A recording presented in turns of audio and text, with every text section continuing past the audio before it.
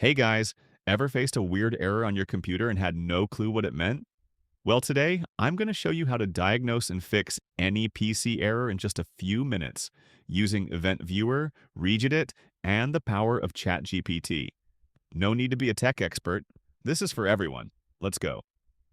First, we'll use Event Viewer, a built-in tool that logs everything happening on your PC. Just press Windows plus S, type Event Viewer, and hit Enter. Now go to Windows Logs greater than System.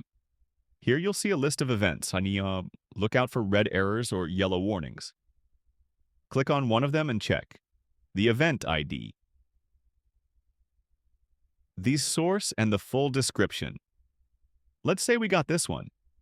Event ID 7000. The service failed to start in a timely fashion. Now comes the cool part. ChatGPT as your tech expert.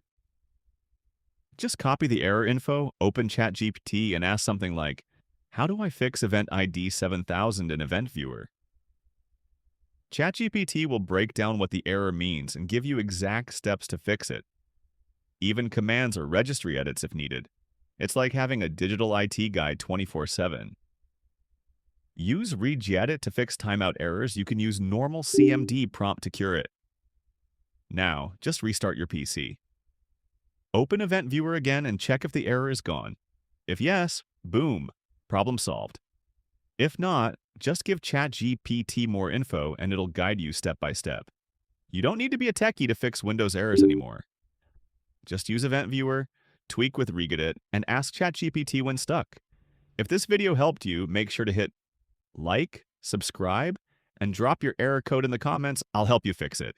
Peace out and happy troubleshooting.